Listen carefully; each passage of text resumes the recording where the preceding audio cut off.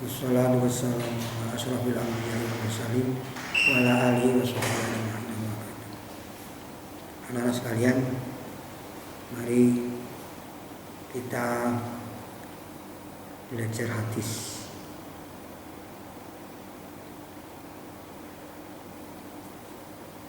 Bismillahirrahmanirrahim. Wa an Abi Hurairah, langkah cerita saking Abi Hurairah radhiyallahu anhu, anna Rasulullah Rasulullah sallallahu alaihi wasallam oleh ngendika sinten Rasulullah, latungkahu ing pangandikan latungkahu ora kena dinikahake al ayyimu sapa wadon kang rondo hatta tustamar sehingga yen dijaluk perintahe sapa ayyin walakum kahu lan ora kena dinikahake abdul sapa perawan hatta tusta'dala sehingga ento dijaluk idine sapa bikri. Qalu matur sapa sahabat, ya Rasulullah tu Rasulillah, wa kaifa lan kados pundi itu wa utawi idine al bikru. Qala jawab sini kanjeng Nabi, andas kuta ento meneng sapa al-fikru utawa penundai hadis itu pangkatnya ahli pengatasi hadis. Kan demikian, perempuan ketika mau dinikahkan itu harus ridho. Kalau tidak ridho ya tidak sah gitu.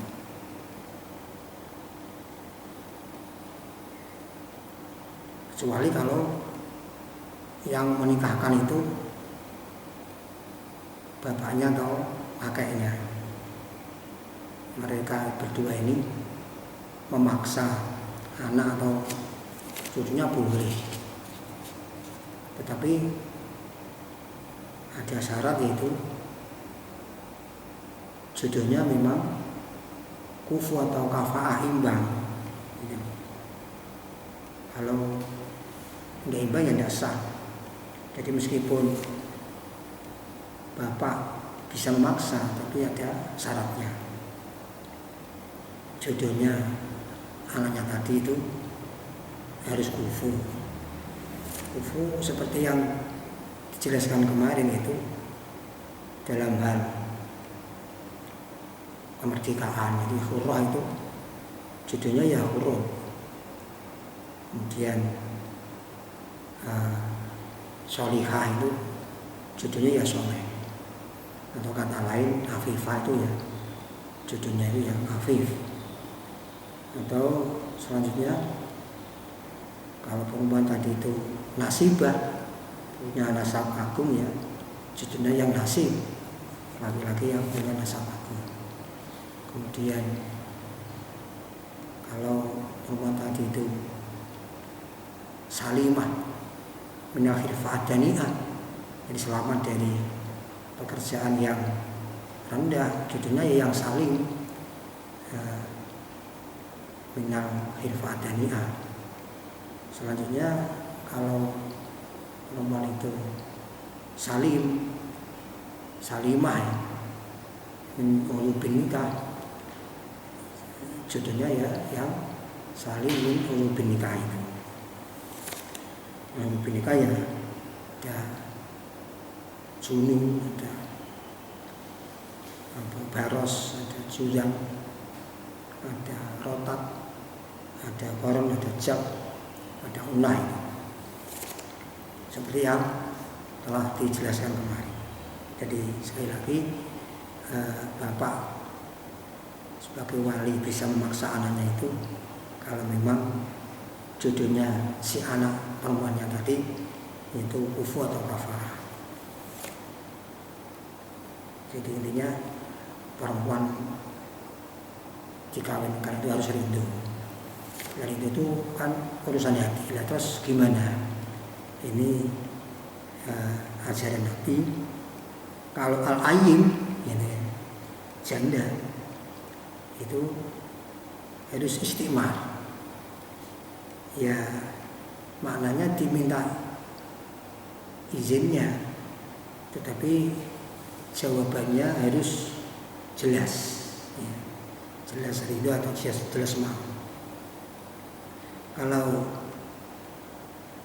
gadis itu pakai bahasa isti'dzan, ya diminta izinnya, tetapi bisa dengan jawaban yang jelas atau diam. Jadi rembukannya itu lebih kuat, rembukan kepada janda atau ayun daripada bikir atau gadis gitu. Selanjutnya, wa Ali bin Abbas radhiyallahu anhu anna Nabiyya sallallahu alaihi wasallam qala wala ketika sedaya kanjeng Nabi ing pangendikan asayyibu tawi rondo ahaku luwih berhak binafsi kelawan awak dhewe ne sayyid min waliyat ini bahasane waline sayyid wa pikir utai perawan terus tak amariku dijaluk ini sapa pikir wa ini utai ini pikru suku tuai menengi pikru rawat dengan hadis sahabat muslimun Imam Muslim. Hadis ini bahasa yang digunakan Nabi seperti ini. Kalau asayin ahaku binafsiyah min waliyah. Kalau pikru itu istimar.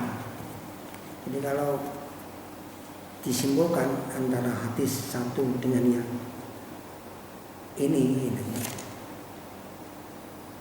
istimarnya pikru itu ya isti'dzan itu, maksudnya dengan jawaban yang jelas atau diam sudah cukup. Jadi istimar di mana isti'dzan yang ringan. Tapi kalau yang janda ya istimarnya itu jawaban yang jelas. Hadis yang kedua pakai bahasa as-sayyidu ahaku binafsiyah. Jadi pada akhirnya intinya sama. Nah, untuk memudahkan bahasa, kalau sayyid itu diperoleh ridhonya dengan cara istimar, kalau bikru diperoleh ridhonya dengan cara isti'dzan. Wa fil lafdin al-kunsi lafal laisa ora ono lil wali masai bisa tali rondo amrun apa perkara wal yatimah utawi ucayatin yatimah di sini maksudnya al-baligh. Begitu pula abikru tadi, abikru itu ya al-baligh, jadi perempuan yang balik.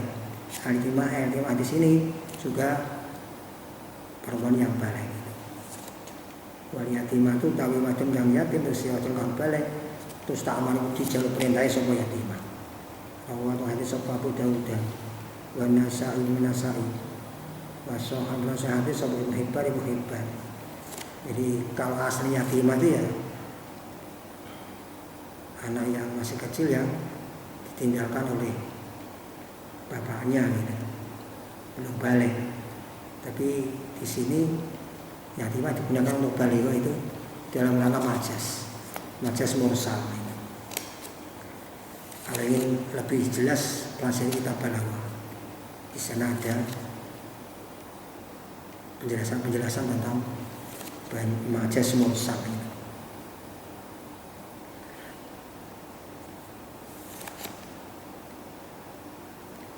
Kemudian di dalam syarahnya ada riwayat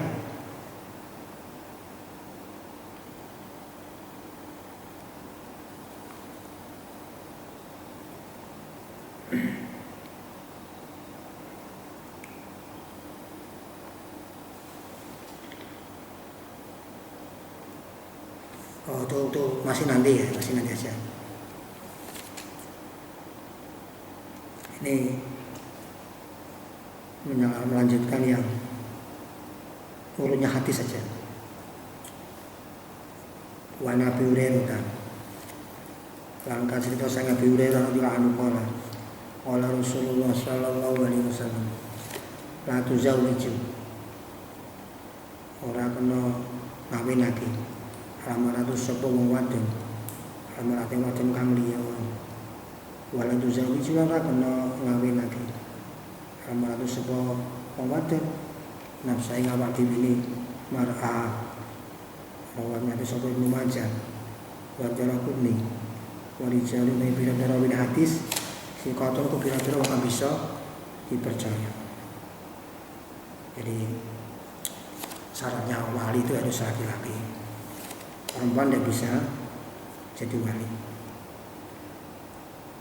Selanjutnya wa Nafi' an Ibnu Umar radhiyallahu anhu qala nah larang Rasulullah sallallahu alaihi wasallam anis syiwari sanding nikah syiwar wa syiwar dai syiwar ayu zawija ing to ngawinake karo juru sapa wong lanang ibna tau ing anak wadone rajul ala ayu zawija syarat ing atas ento ngawinake kuwi ing arrajulu haru ala ayu zawija syarat ing atas ento ngawinake kuwi ing arrajulu ala haru sapa wong meneh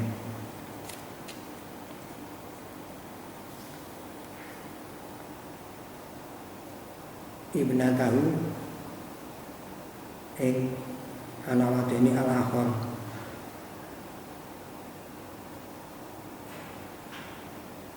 wali sahale orang baina umay kuwi dalam antarane wong loro sedekah nopo mas kawin utawa alaih utawi hadis dibakati ayo punya hadis utawa pakat sapa Bukhari Muslim ini wajib sing dalan akhlak kang meneh ala anna tafsir syiwari ing atas sak temene penjelasan syiwar min kala minafin usangin dewi Imam Nafi. Jadi ini itu tukar-menukar anak tanpa mas kawinnya butuhnya itu. Jadi yang satu laki-laki satu sebagai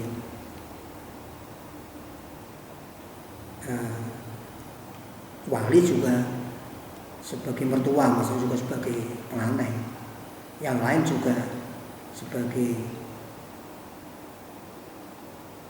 mertua juga sebagai pengantin.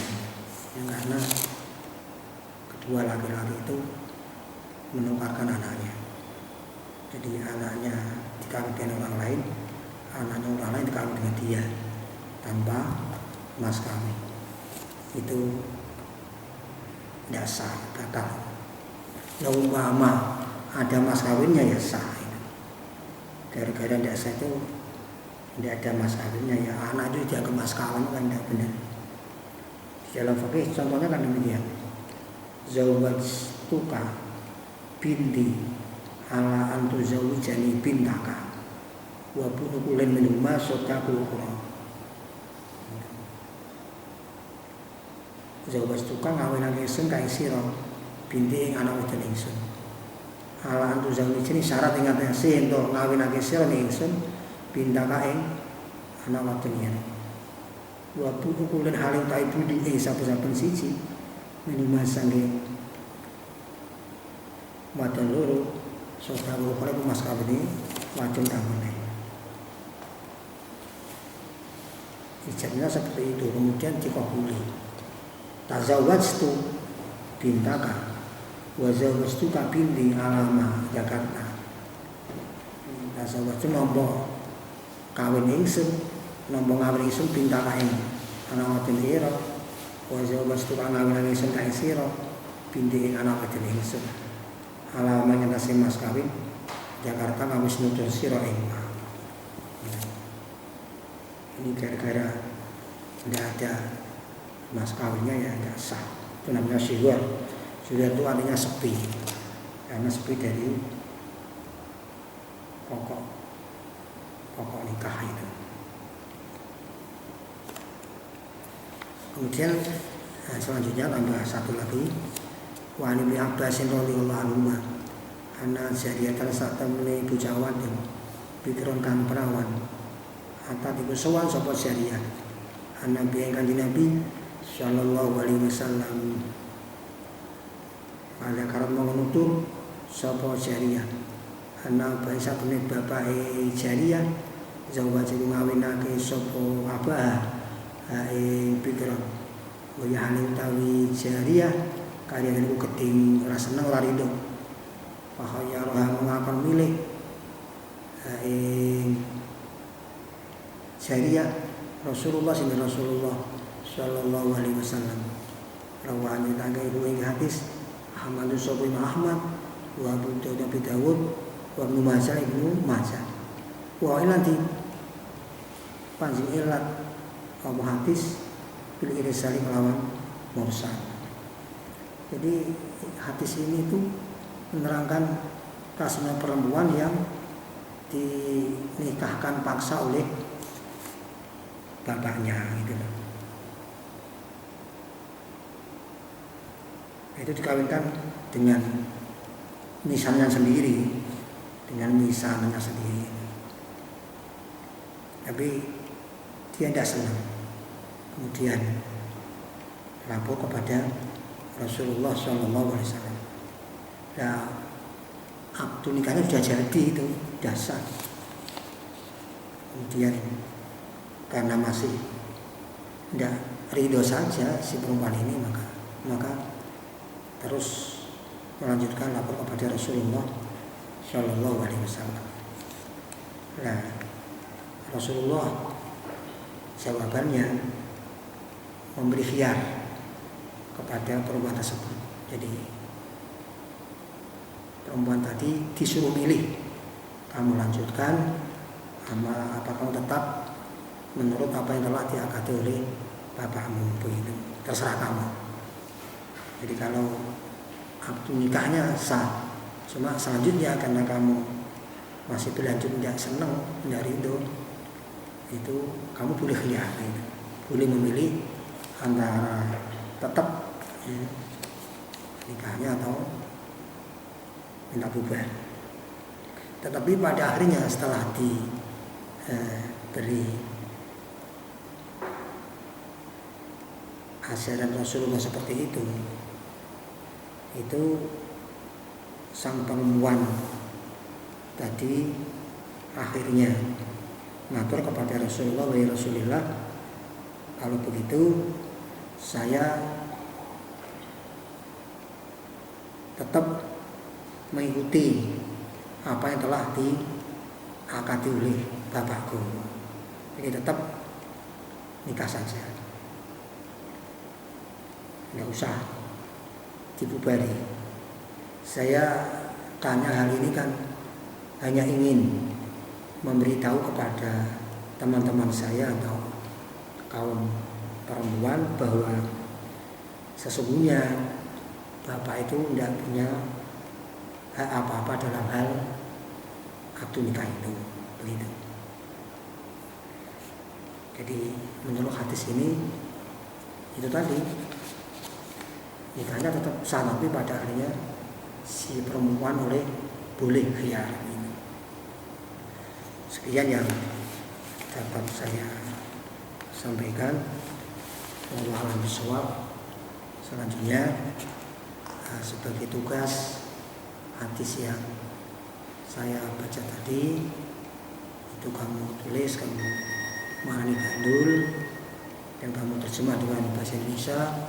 Selanjutnya setorkan kepada saya. Wassalamualaikum warahmatullahi wabarakatuh.